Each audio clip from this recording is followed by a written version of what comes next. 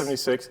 And so, we were talking a little bit, like, that's a pretty crazy, interesting time in architecture, right? Totally. Like the modernist masters are dying off, like dead, and the profession is trying to figure out sort of what's next. Postmodernism was on the rise. Right. Postmodernism, deconstructivism, Yeah. like brutalism, and so you land in Columbia, where, like you said, Robert A.M. Stern is there, and like Ken you have Frampton. Kim Frampton, other influences, and so it seemed like.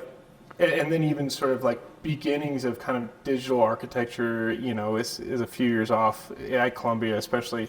What did you really feel those sort of divisions and different ideologies? Yeah, totally. It was sort of like this year's presidential race. There were the modernists, Ken Frampton's crew, and the postmodernist Bob Stern's crew. And we would collect jurors from Princeton, Yale, and New York City, and it was a very lively time. There were two distinct camps, and everybody was very collegial and everything like that, but there was definitely a choice to make.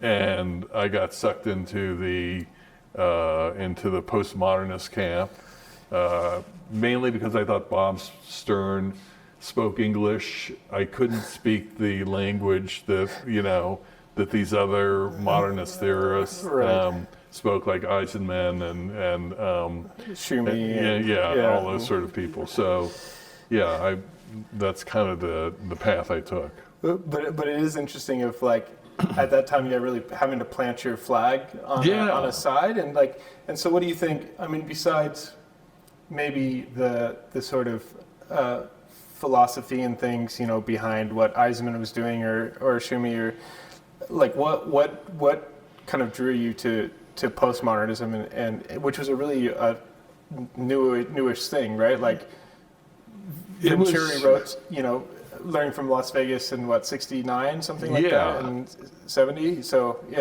it was because coming from a biology background and a non-architectural, non-theoretical background, Bob Stern talked about buildings and styles and stuff like that, and as kind of a lay person, that's something that I could really relate to, and I was frustrated by kind of the philosophical side of the other group, and so this was, we were just going to create buildings, and at first it was basically abstracting historical models.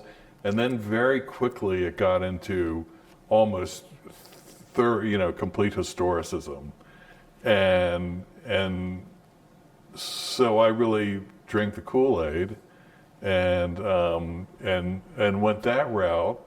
And it was as my career progressed, I became more aware of the great history of modernism, and I think it had always been the goal to make historical looking familiar architecture function in a way that people lived, currently.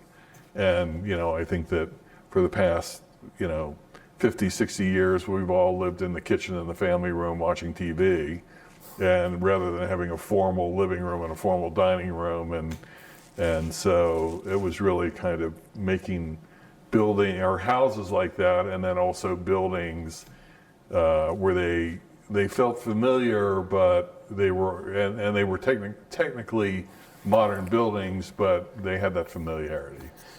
And so you graduate, and then you go work for Bob? I tried to not work for Bob for a few minutes. Yeah. But didn't really like the other place I was. And I called Bob back up, and I said, hey, can I come back? And he said, absolutely. And so when I started at that office, Bob had gone through a severe downsizing during the 70s because of the economy. And so I started there, and I think there were 3 or 4 people there. Wow.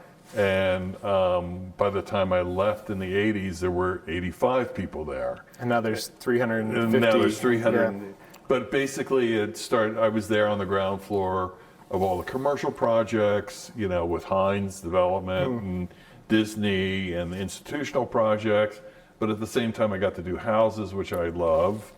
And so it was a really great kind of petri dish to acclimate yourself to architecture in. So then, why'd you leave?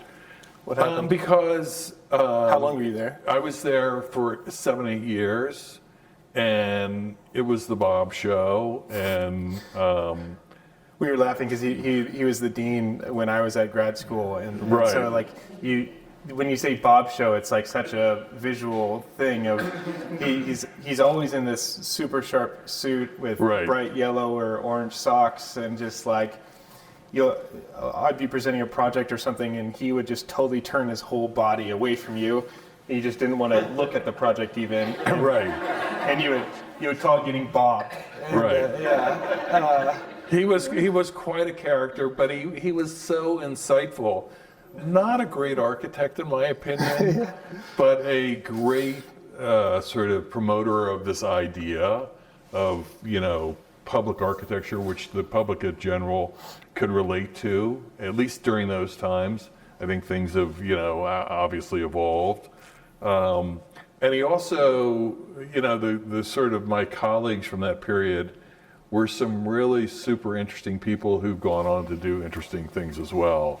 And so he was there at Columbia, and then he was at Yale, but he was really able to cherry pick great people and identify future leaders, and so it was a great place to grow up.